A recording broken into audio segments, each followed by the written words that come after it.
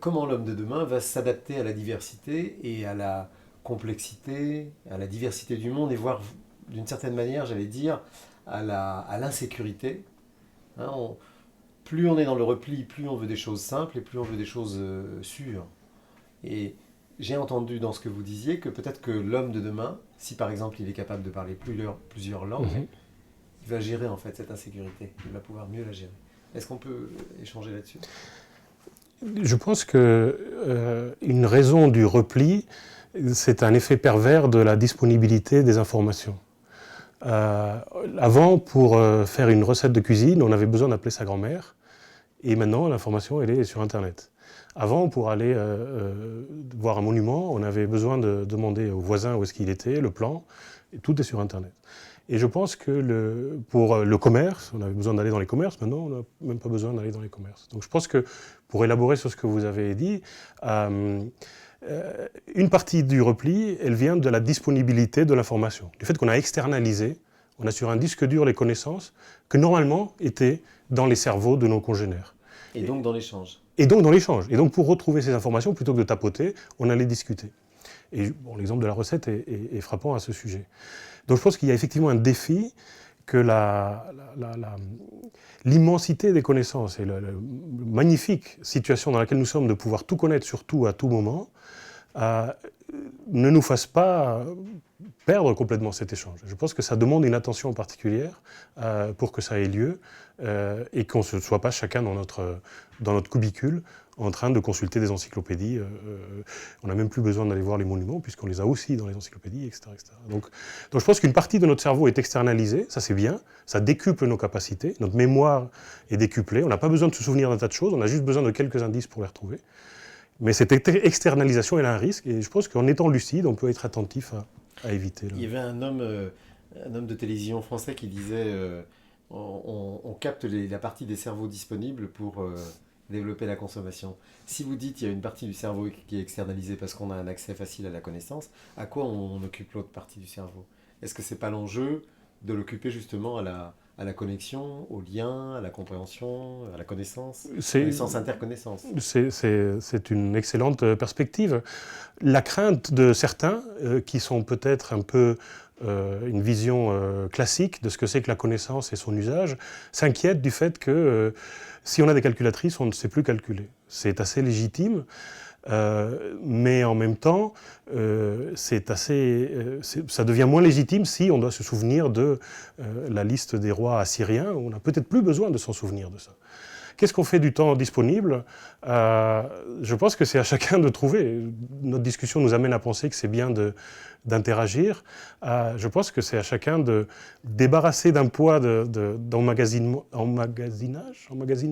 stockage, merci, de connaissances, de réfléchir plus vite, de devenir meilleur aux échecs, d'avoir plus d'amis, de devenir meilleur en ski, de se consacrer à d'autres activités, au développement personnel.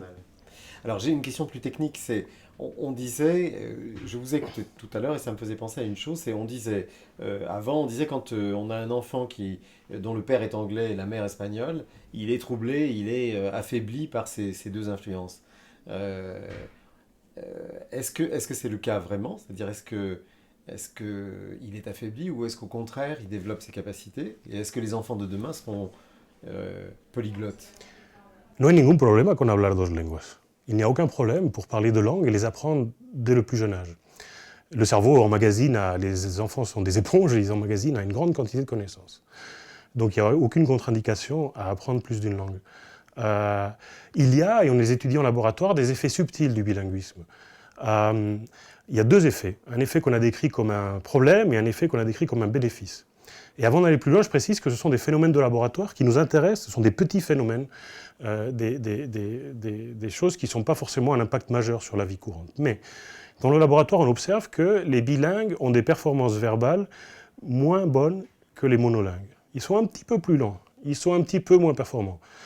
Sûrement parce qu'ils passent moins de temps, du fait d'avoir deux langues, ils passent moins de temps à parler chacune d'elles qu'un monolingue, par ce simple phénomène, et par le fait qu'on pense qu'ils ont les deux langues actives en même temps, et qu'ils doivent se dépatouiller de deux systèmes, là où un monolingue n'en a qu'un, Ils payent un petit peu ce prix, mais ce prix est un phénomène de laboratoire incomparable avec les bénéfices de la communication dans un monde globalisé. D'un autre côté, on a aussi pu observer que les enfants bilingues étaient meilleurs dans des performances de contrôle. Pour simplifier, dans des jeux vidéo, ils vont réagir plus vite aux stimulations, aux prises de décision rapides, à jeux vidéo, appuyer sur une pédale, sur un feu rouge ou un feu vert. Peut-être du fait du jonglage permanent qu'ils ont entre les deux langues, ils sont habitués à traiter de l'information de façon un peu plus fluide et à se débarrasser plus facilement des informations non pertinentes pour garder les informations pertinentes. Donc il y a à la fois des bénéfices et des coûts du bilinguisme observables en laboratoire. Pour ce qui est de la vie courante, il y a, je ne vois que des bénéfices. Donc de la même manière, vis-à-vis de la connaissance, il y a l'acquisition de la connaissance et la conscience du partage, la conscience de l'échange. C'est magnifique de pouvoir regarder à la demande, de montrer à ses enfants à la demande les films de Charlot. C'est un truc qui était très compliqué lorsque moi j'étais petit. Oui. Il ne faut pas le faire tout le temps. Et il faut aussi jouer à Charlot. C'est des choses assez banales que je dis, mais ce qui est intéressant pour les psychologues, c'est de voir le pouvoir d'attraction des écrans. Et là, peut-être qu'il faudrait faire quelques expériences pour déterminer qu'est-ce qui, dans le fait d'aller allumer son téléphone, le fait de vérifier si on n'a pas un nouveau courrier, un nouveau courriel, qu'est-ce qui fait ça? Est-ce que c'est la nouveauté? Est-ce qu'il y a une petite décharge d'adrénaline, comme un petit shoot de drogue, au moment où on a un nouveau mail ou une déception lorsqu'on ne l'a pas? Qu'est-ce qu'on cherche lorsqu'on rallume le téléphone? Je ne suis pas familier avec beaucoup d'expériences, et je pense que les personnes qui devraient faire ces expériences sont des psychologues cognitifs et des neuroscientifiques cognitifs. C'est exactement ça. Est-ce que ça veut dire qu'à chaque fois qu'on a un chercheur dans une spécialité, on voit bien, si on se pose la question de l'homme dans tous ses états, on voit bien qu'il a une responsabilité de transmission et de connexion vers l'éducation. C'est-à-dire, ce que vous avez dit tout à l'heure, ce que vous dites maintenant, dit votre responsabilité sur la mesure de l'impact dans l'éducation de ceux qui viennent, en fait. La responsabilité, elle est grande. La connexion, elle est faible. Dans des journées comme celle-ci, ou dans d'autres environnements, il y a cette transmission qui se fait, mais je n'ai pas de données là-dessus. Je vais parler en mon évaluation de la situation à vue de nez, disons. C'est qu'il y a beaucoup d'activités dans les laboratoires, beaucoup d'activités pour l'enseignement, le développement, et il manque un type de population, un métier, qui serait spécialement dédié pour la transmission. Il y a des journalistes scientifiques qui font des travaux excellents dans cette transmission. C'est une transmission dont ça vient du travail formel des labos, mais ça va vers l'informel, dans le sens où on lit un journal scientifique, où on lit un magazine, de façon informelle, pour se détendre et apprendre. Mais la transmission et la connexion des savoirs sur le cerveau et le comportement des laboratoires vers le milieu, je dirais, hors laboratoire, le milieu de la vie réelle, j'ai l'impression qu'il faudrait inventer un métier dont ce serait l'objectif. Nous n'avons pas le temps, nous chercheurs, de passer beaucoup plus de temps que celui qu'on passe ici à vulgariser. Moi, j'aime bien le faire, mais ça prend beaucoup de temps. C'est difficile. Et nous devons faire d'autres choses. D'où l'importance d'événements comme celui-là. Cet événement est très important pour ça. Et il n'y en a pas assez, mais faire de la bonne vulgarisation, c'est difficile. Et quand on fait de la bonne vulgarisation, on n'est pas en train de faire autre chose. Et c'est chronophage, précisément.